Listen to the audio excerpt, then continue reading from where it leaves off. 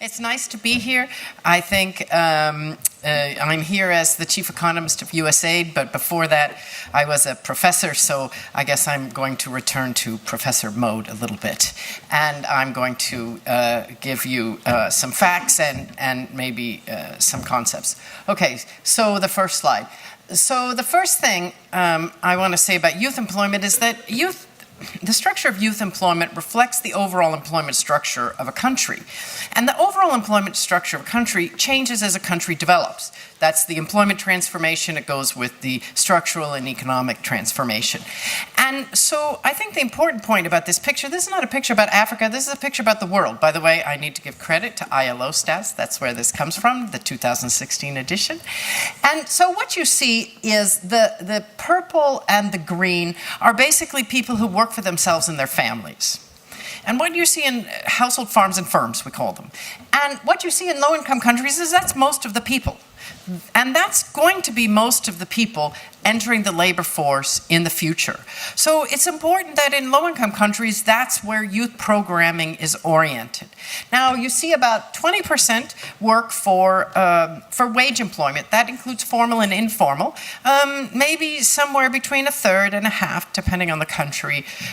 In resource-rich countries, it can be as much as 2/3 of those work in the public sector and the rest in the private sector. What you also see is, you know that little blue thing at the top, blue rectangle? Those are real entrepreneurs who are employing more than, say, 5 people on a regular basis. So that's your small, medium, and large enterprises. The important point is that that's a small share of the labor force. It remains a small share of the labor force really pretty much through the income stream, but those are very important people. We have some in the second row today, because these are the ones that create the wage jobs that people are hoping for. Now, what you see is as countries become richer, they become richer through economic transformation. What that means is that there are more and more private firms outside of the agricultural sector who are employing people, okay?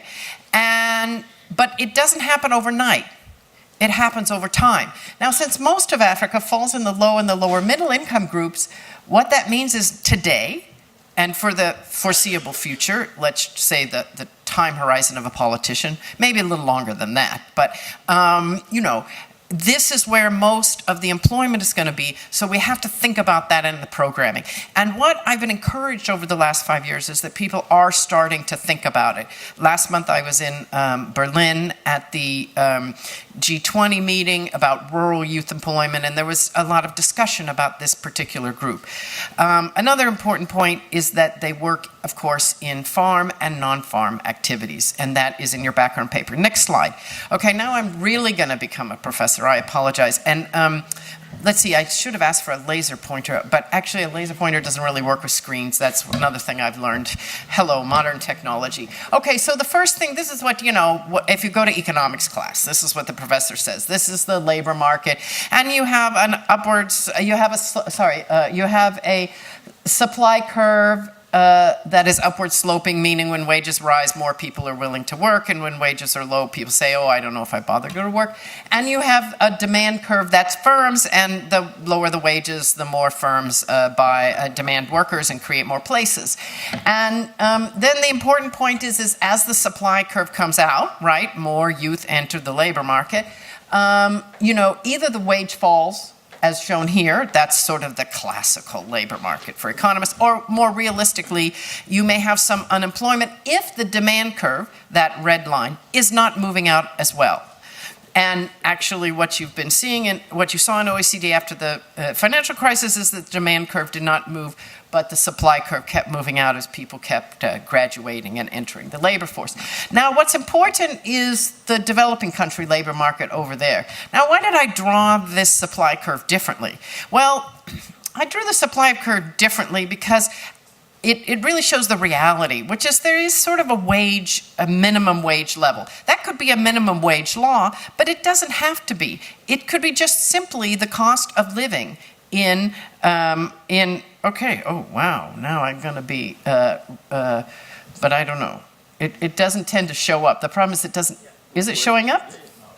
No, it doesn't tend to show up. I'm just shining it in Lem's eyes. Okay, so, sorry, Lem, I won't try to blind you. Okay, but the real point is, so it doesn't have to be a distortion or of a minimum wage, or like an economist says. It could be just simply the cost of living in an urban area and the cost of going to work. And nobody's going to go to work for less than that, because why would they want to work for less than the cost of their living in an urban area and going to work, right? And we all know that transportation in urban areas can be very expensive. It can be a huge cost. Okay, so now what happens is the demand curve is a different color here, but the demand curve is now blue. And what you have is, so Q1 right there is the number of people that get employed in wage labor. Q2 is the number of people who are qualified to be employed. Let's call these people who maybe had some primary education and some secondary education perhaps. And they qualify for those jobs, but they don't get them. The only people who get them are in Group A. What do Group B do? Group B, well, they go back to the household sector, household farms and firms. If they're in an urban area, they're in self-employment. If they're in a rural area, they may be in non-farm self-employment or in farming or whatever. Now, okay, so now what's really important here is if your youth employment project is designed to insert people into a wage job, I call it plopping people into a job, you may not have created any new employment. You may have just moved someone who would have gotten a job, who was in Group A, to Group B, and moved someone from Group B to Group A. So you've spent money on a program, but you haven't necessarily created employment. Now, why would you want to do that? Well, maybe you wouldn't. There might be reasons you might want to do it for example, income distribution reasons. Maybe Group B is disproportionately very poor, so you want to give some other people a chance or something like that. But you need to be very clear that you're doing income distribution, not job creation. Now, if you're in a country where education policy is moving very rapidly and employment policy is not, or if you're running a lot of training programs, then all you're doing is moving the supply curve out to where the green curve is. And so now the number of people who qualify for a wage job is A, B, and C. But only A are going to get a wage job. So what we need to think about in terms of employment policy is not how to create more the C group. We need to think about how to move that demand curve out. What does that take? It takes creating more private firms. More private, mostly non-farm firms, labor-intensive production of goods and services that are employing people. Okay, next slide. Now, another issue, this slide I had in my slide, oh my goodness, that doesn't look like you can read it very well, but this is a slide that I had in my slide deck also for Berlin, and what it's trying to do is it's trying to show you the results from the PASEC reading test. And what it's trying to show you is that in many countries, even the rich kids go to school and don't learn to read. But in almost all these countries, the poor kids go to school and don't learn to read. So most of the kids are in the red group. These are people who are going to school but are not learning to read. Now this is really important because if what we're thinking about in terms of youth employment projects is vocational training, well, not only might you be, in the previous graph, moving yourself to that green supply curve, but you're actually trying to train people that don't have the basis to absorb that because they didn't learn the basic cognitive skills. So the message of this graph is that youth employment is also about basic cognitive skills. And vocational training costs 4 to 10 times as much, depending on the education, as primary and secondary education. So you really need to focus on those basic cognitive skills. Otherwise, youth don't have a chance in the modern economy, in the globalized economy, in the labor market. So what does that mean we should think about? The next slide.